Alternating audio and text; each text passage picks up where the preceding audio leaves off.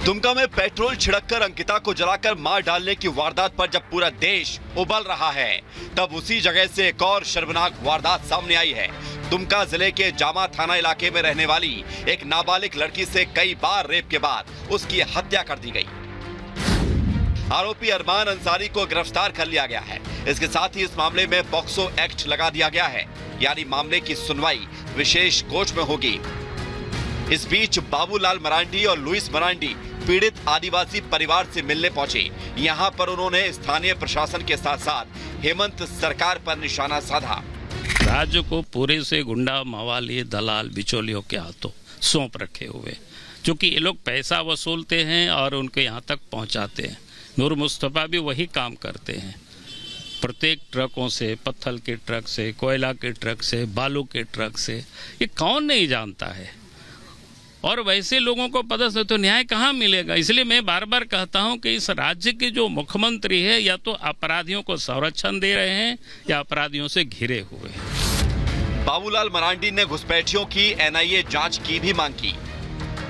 जो व्यक्ति खुद संदिग्ध है, और इतना ही नहीं, जानकारी ये मिल रही है, ये जो क्षेत्र बड़ा सेंसिटिव है, सीमावर्ती क्षेत्र है, इस इलाका में बहुत से घुसपैठ हुआ है। तो इसलिए हमने कहा कि ऐसी अफसर को तो केस मुकदमा करके इसको तो जेल में डालना चाहिए, यहाँ से हटानी चाहिए और पूरे मामलों की जांच एनआईए से करानी चाहिए। इधर प्रदेश में मौजूदा कानून व्यवस्था को लेकर केंद्रीय मंत्री अर्जुन मुंडा ने भी सरकार पर निशाना साधा है। जो लोग निजी स्वार्थ में, आपराधिक कार्यों में और जो लोग राज्य के विधि व्यवस्था को चौपट करने वाले हैं, वैसे लोगों को संरक्षण देने का काम राज्य सरकार कर रही है। मुझे आश्चर्य है, सिविलियन के घर में सरकारी AK-47 मिल रहा है।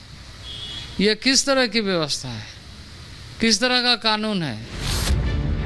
झारखंड में एक सप्ताह के भीतर ही 2 हिंदू लड़कियों को मौत के घाट उतार दिया गया। दोनों ही वारदातों को एक ही जिले दुमका में अंजाम दिया गया। प्रशासन कार्रवाई की बात कह रहा है।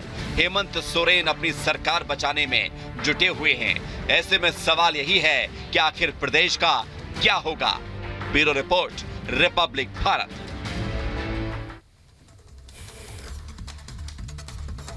और लोमस हमारे से सीधे जुड़ रहे हैं, रुक करते हैं। लोमस, क्या अपडेट मिल पा रहा है अभी? क्योंकि एक तरफ तो सरकार सियासी पर्यटन पर है, वापस तो लौट गए हैं विधायक, लेकिन किसी का मतलब इस लड़की से नहीं है जिसकी जान गई है।